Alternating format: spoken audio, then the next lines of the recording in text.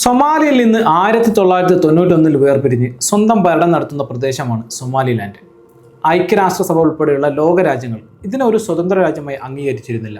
എന്നാൽ 2025 December 26 Israel സൊമാലിലാൻഡിനെ ഒരു സ്വതന്ത്ര രാജ്യമായി അംഗീകരിക്കുന്നു.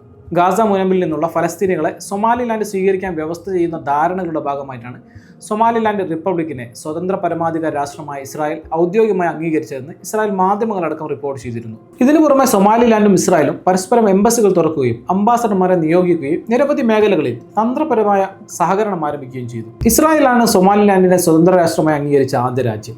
എന്നാൽ ഇസ്രായേലിന്റെ ഗോഡ്ഫാദറായ അമേരിക്ക സൊമാലിലാൻഡിന്റെ സ്വാതന്ത്ര്യം അംഗീകരിക്കില്ലെന്ന് പ്രസിഡന്റ് ഡൊണാൾഡ് ട്രംപ് വ്യക്തമാക്കിയിട്ടുണ്ട്. സൊമാലിലാൻഡിന്റെ പുതിയ ചരിത്രം ബ്രിട്ടീഷ് കൊളോണിയൽ കാലഘട്ടം മുതലുള്ളതാണ്. 1960 സ്വാതന്ത്ര്യം നേടുന്നതുവരെ ഈ പ്രദേശം ബ്രിട്ടീഷ് സംരക്ഷിത പ്രദേശമായിരുന്നു. പിന്നീട് സൊമാലിയയുമായി ലയിച്ച് സൊമാലിയ റിപ്പബ്ലിക് രൂപീകരിച്ചു. മുൻ സൊമാലിയൻ പ്രസിഡന്റ് മുഹമ്മദ് സിയാദ് ബരിയെ അട്ടിമറിച്ചതിനെ തുടർന്ന് 3 മാസത്തിന് ശേഷം 1991 മെയ് 18 ഈ പ്രദേശം സൊമാലിയയിൽ നിന്ന് സ്വാതന്ത്ര്യം പ്രഖ്യാപിച്ചു. 2000 ഓഗസ്റ്റിൽ പ്രാദേശിക അധികാരികൾ അന്തിമ സ്വാതന്ത്ര്യം വ്യവസ്ഥ ചെയ്യുന്ന കരട് ഭരണഘടന അവതരിപ്പിച്ചു. 2001 മെയ് 31 ഇതിൽ റഫറൻഡം നടന്നു. ഇതിൽ പങ്കെടുത്തവരിൽ 97% പേരും അനുകൂലമായി വോട്ട് ചെയ്തു. 2016 സ്വതന്ത്ര പ്രഖ്യാപനത്തിന്റെ 25ാം വാർഷികം സൊമാലിലാൻഡ് ആഘോഷിച്ചു. ഏദൻ ഉൾക്കടലിൽ ഏകദേശം 740 കിലോമീറ്റർ നീളമുള്ള തീരപ്രദേശം സൊമാലിലാൻഡിലുണ്ട്. ഹോൺ ഓഫ് ആഫ്രിക്കയിൽ ഇന്ത്യൻ മഹാസമുദ്രത്തിന്റെയും ചെങ്കടലിന്റെയും സംഗമസ്ഥാനത്ത് തന്ത്രപ്രധാനമായ സ്ഥാനം ഇതിന്റെ സവിശേഷതയാണ്. ഇത് ബർബറ തുറമുഖത്തെ പ്രാദേശിക അന്തർദേശീയ അധികാര പോരാട്ടങ്ങളുടെ ഒരു കേന്ദ്ര ബിന്ദുവാക്കി മാറ്റി. 2017 കണക്കുകൾ പ്രകാരം സൊമാലിലാൻഡിലെ ജനസംഖ്യ ഏകദേശം 35 ലക്ഷമാണ്. ഭരണപരമായി 6 മേഖലകളായിട്ടാണ് സൊമാലിലാൻഡിനെ തിരിച്ചിരിക്കുന്നത്. പ്രസിഡന്റും സർക്കാരും 82 അംഗങ്ങൾ വീതമുള്ള പ്രതിനിധി സഭയും സെനറ്റുമുള്ള റിപ്പബ്ലിക്കൻ സംവിധാനത്തിന് കീഴിലാണ് ഈ പ്രദേശം പ്രവർത്തിക്കുന്നത്. സൊമാലി, അറബിക്, ഇംഗ്ലീഷ് എന്നിവയാണ് സൊമാലിലാൻഡിലെ 3 പ്രധാന ഭാഷകൾ. ചെങ്കടലിലെ ഹൂതി വിമതരുടെ ആക്രമണങ്ങൾ നേരിടുന്നതിനും വ്യാപാര പാതകൾ സുരക്ഷിതമാക്കുന്നതിനുമാണ് ഇസ്രായേൽ ഈ നീക്കം നടത്തിയതെന്നും നിരീക്ഷണമുണ്ട്. 2023 അവസാനത്തോടെ യമനിലെ ഹൂതി വിമതർ ചെങ്കടലിലൂടെ പോകുന്ന കപ്പലുകൾക്ക് നേരെ ആക്രമണം ആരംഭിച്ചത്.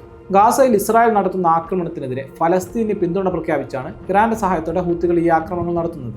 ഇസ്രായേലുമായോ അമേരിക്കയുമായോ ബന്ധമുള്ള കപ്പലുകളാണ് ഇവർ പ്രധാനമായും ലക്ഷ്യമിടുന്നത്. ലോകത്തിലെ ചരക്കു നീക്കത്തിന്റെ വളരെ പ്രധാനപ്പെട്ട പാതയാണ് ചെങ്കടൽ.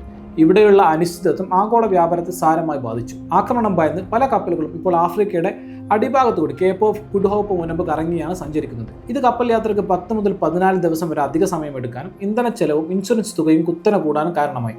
ഇസ്രായേലിനെയാണ് ഈ പ്രതിസന്ധി സാമ്പത്തികമായി ഏറ്റവും കൂടുതൽ ബാധിച്ചത്. അവരുടെ തെക്കൻ തുറമുഖമായ ഏലാത്തിലേക്കുള്ള കപ്പലുകളുടെ വരവ് കുറയും അവിടുത്തെ പ്രവർത്തനങ്ങൾ 85% ഇടിയുകയും ചെയ്തു.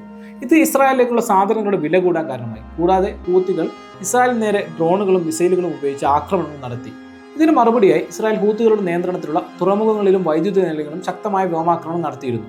ഇക്കാരണത്താലാണ് സൊമാലിലാൻഡിനെ ഒരു സ്വതന്ത്ര രാജ്യമായി ഇസ്രായേൽ അംഗീകരിച്ചത്. ചെങ്കടലിലെ സുരക്ഷ വർദ്ധിപ്പിക്കാനും ഹൂത്തികളെ നേരിടാനുള്ള ഒരു തന്ത്രപരമായ നീക്കവുമായാണ് ഇതിനെ കണക്കാക്കുന്നത്. ഐക്യരാഷ്ട്രസഭയും അമേരിക്കയും ഉൾപ്പെടെയുള്ള ലോകരാജ്യങ്ങൾ ഹൂത്തികളുടെ ആക്രമണത്തെ ശക്തമായി എതിർക്കുകയും കപ്പലുകൾക്ക് സുരക്ഷ ഒരുക്കാൻ ശ്രമിക്കുകയും ചെയ്യുന്നുണ്ട്. എന്നാൽ ഗാസയിലെ യുദ്ധം അവസാനിക്കാതെ ഇതിനൊരു പൂർണ്ണമായ പരിഹാരം സാധ്യമല്ലെന്ന സ്ഥിതിയാണുള്ളത്.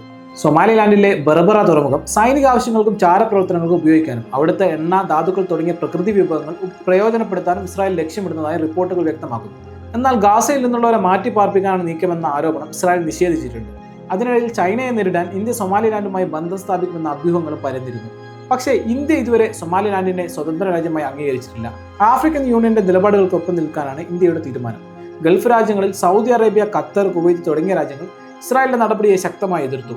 ചുരുക്കത്തിൽ ഇസ്രായേലിന്റെ തീരുമാനം സ്വന്തം സുരക്ഷയും സാമ്പത്തിക ലാഭവും മുന്നിൽ കണ്ടുള്ളതാണെങ്കിലും അമേരിക്കയും ഇന്ത്യയും ഭൂരിഭാഗം അറബ് രാജ്യങ്ങളും സൊമാലിയയുടെ ഒപ്പമാണ് നിൽക്കുന്നത്. സൊമാലിലാൻഡിൽ സൈനിക താവളങ്ങൾ സ്ഥാപിക്കാൻ ഇസ്രായേൽ ആഗ്രഹിക്കുന്നതായി സൊമാലിയൻ ഇൻഫർമേഷൻ മന്ത്രി ദാവൂദ് ഉവൈസ് പറഞ്ഞിരുന്നു. രാജ്യത്തിന്റെ പരമാധികാരം ലംഘിക്കുന്ന പ്രവർത്തനങ്ങളിൽ ഇസ്രായേൽ ഏർപ്പെട്ടിരിക്കുന്നു. സൊമാലിലാൻഡിനെ സ്വതന്ത്ര രാഷ്ട്രമായി അംഗീകരിച്ച് ഇസ്രായേൽ നടപടി നിരാകരിക്കുന്നതായി സൊമാലിയൻ പാർലമെന്റും വ്യക്തമാക്കിയിട്ടുണ്ട്. സൊമാലിലാൻഡിൽ ഒരുവിധ കുടിയേറ്റ പ്രവർത്തനങ്ങളും സൊമാലി അംഗീകരിക്കില്ല. സൊമാലിലാൻഡുമായുള്ള ചർച്ചകൾ തുടരുകയാണ്. സൊമാലിലാൻഡ് വിഷയത്തിൽ UN രക്ഷാസമിതി ഔദ്യോഗികമായി നിലപാട് വ്യക്തമാക്കുമെന്നും ദാവൂദ് ഉവൈസ് പറഞ്ഞു.